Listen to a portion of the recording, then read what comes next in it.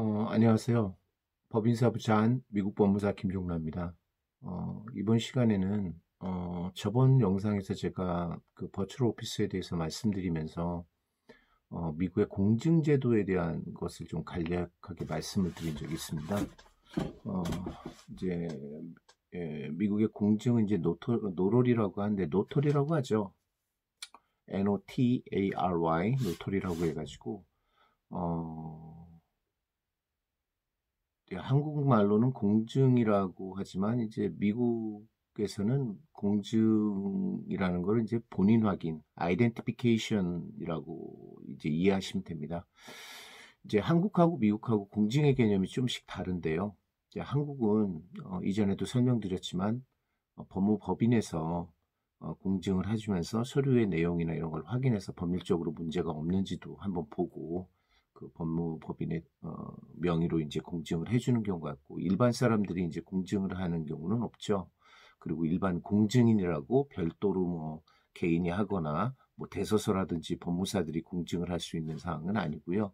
꼭 법무법인에서만 공증을 할 수 있는 걸로 제가 알고 있습니다. 근데 미국의 공증은 한국의 공증과 다르게 순수하게 본인 확인입니다. 예를 들어서 이제 내가 이제 뭐 부동산 거래 계약서를 가져가서 공증인한테 가서 공증을 필요로 할 경우에는 그 공증인은 그 부동산 거래 계약서의 내부 뭐 내용이라든지 형식이라든지 뭐 이런 것들이 적법한지, 아니면 제대로 뭐 서명할 사람이 다 서명을 했는지, 내용들은 다 들어가 있는지, 이런 부분들을 확인하지 않습니다. 확인하는 건 다 단 한 가지, 이 사람이 가지고 온 신분증을 확인하고 이 사람이 그 서류에 서명한 것만 확인을 하는 겁니다. 이게 이제 공증제도인데요. 그러다 보니까 이제 뭐 공증이 많이 필요한 경우가 많습니다. 미국에서는 근데 미국이란 사회 자체가 기본적으로 뭐 특별한 경우에는 뭐 계약을 하더라도 특별히 공증을 하거나 이렇게까지 하는 경우는 없습니다. 기본적으로 좀 믿고 이게 하는 분위기이기 때문에 그렇긴 한데, 이제 예를 들어서 뭐 관공서라든지 뭐 이런 데서는 꼭 이제 공증이 필요한 경우들이 가끔씩 있습니다. 이 사람이 정말 서명을 했다라는 걸. 그리고 뭐 일반 개인 간의 그 어떤 채권 채무 계약이라도 공증인 앞에서 공증을 했다면은 그 사람이 직접 와서 이 계약서에 서명을 한 것이 제3자가 확인을 해준 부분이기 때문에 뭐 안 한 것보다는 굉장히 유리하겠죠. 확실하고. 그리고 이제 뭐 그런 것들은 어차피 나중에 뭐 계약이 이제 불이행이 된다던가 뭐 이렇게 돼가지고 뭐 현실적으로 뭐 소송을 한다던가 이렇게 진행돼서 돈을 받아야 되는 건 별개의 문제지만, 아무래도 이제 공증을 서로 하게 되고 이렇게 되면은 자기가 한 거에 대해서 누군가 정식으로 공증인에게 확인된 부분이기 때문에 되게 조심하는 부분이 분명히 있겠죠.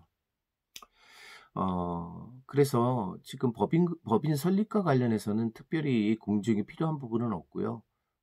이전에 말씀드렸듯이 이제 버추얼 오피스를 계약할 때 내 명의 앞으로 오는 우편물을 수령하기 위해서 버추얼 오피스 업자가 나한테 요구하는 서류에 내가 공증을 해줘야 되는 그런 형태가 있습니다.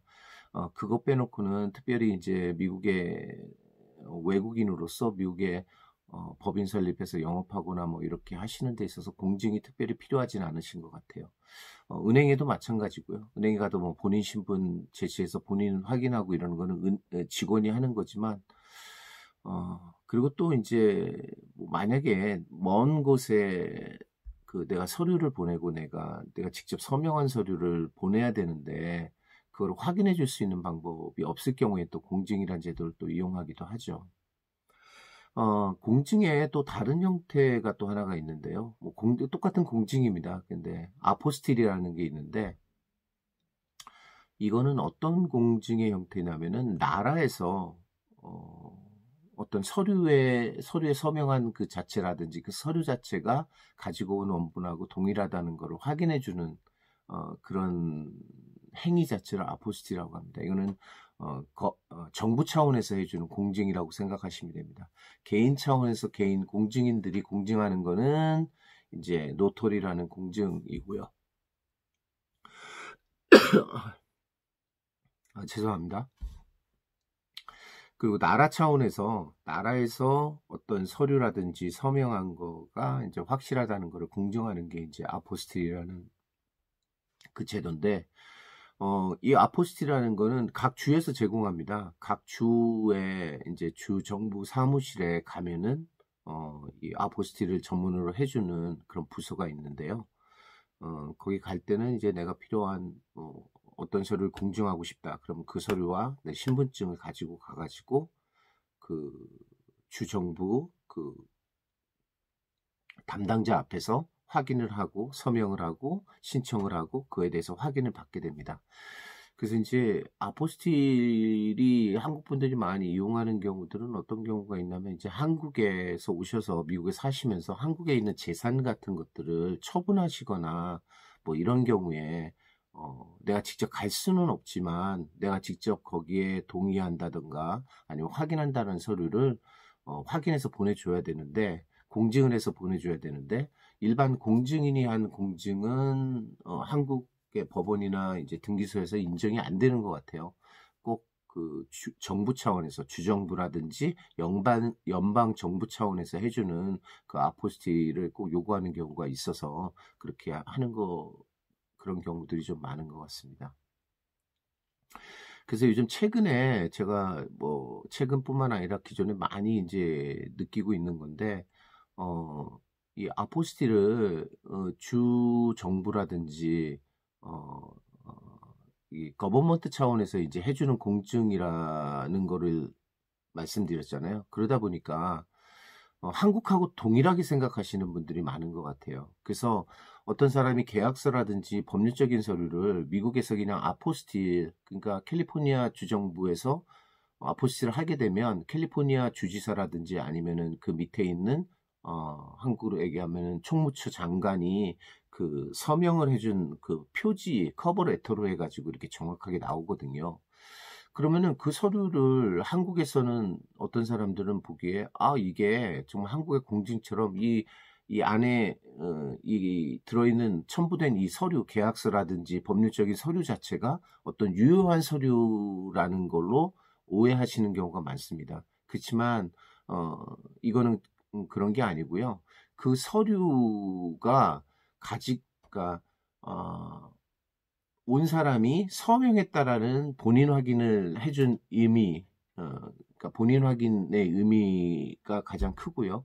그 다음에 두 번째는 그 아포스틸을 요청한 사람이 가지고 온 원본 서류를 사본을 떠서 거기에 첨부해서 이거는 이 사람이 요청한 이 원본의 정확한 사본인 거를 확인해 주는 겁니다. 그러니까 포인트는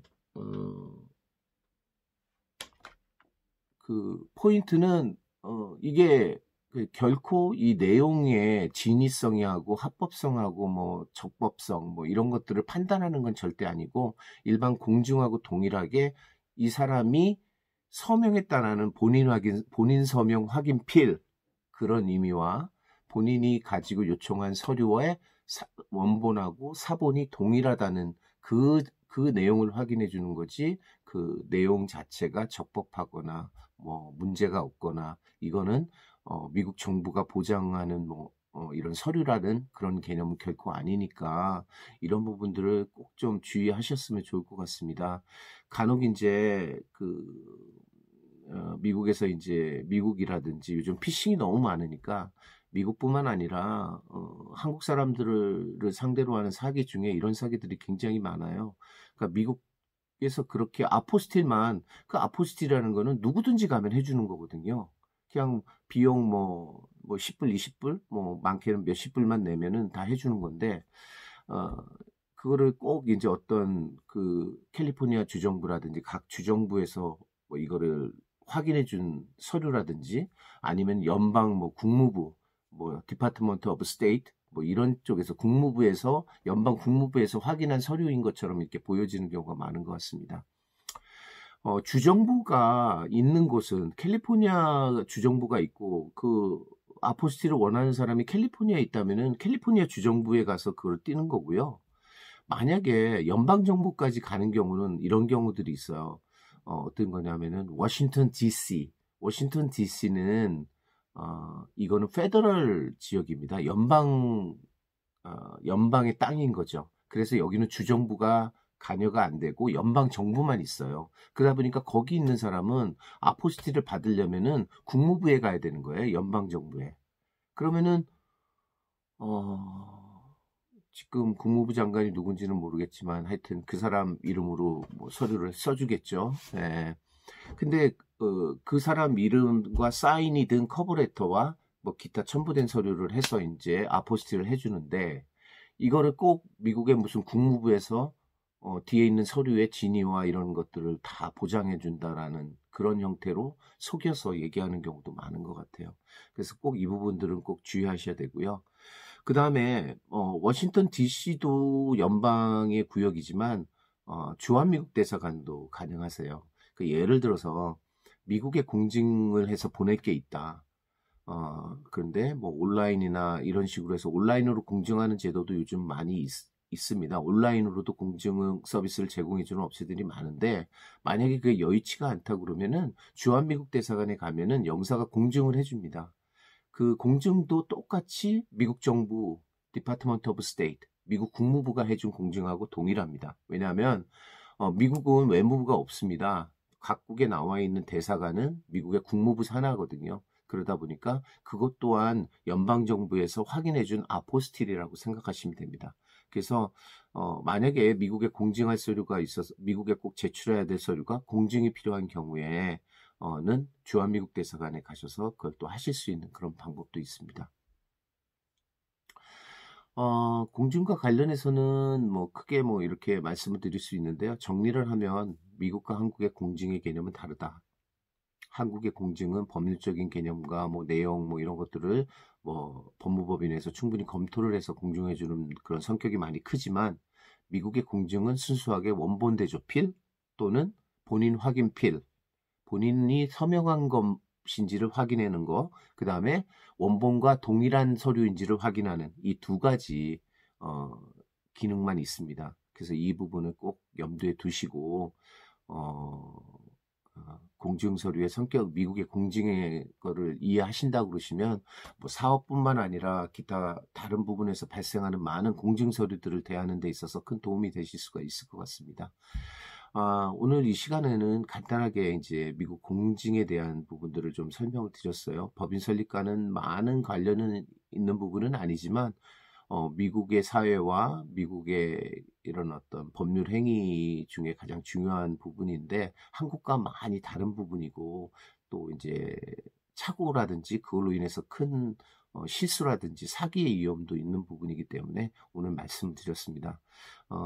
시청해 주셔서 감사하고요. 지금까지 법인사부 미국 법무사 김종래였습니다. 감사합니다.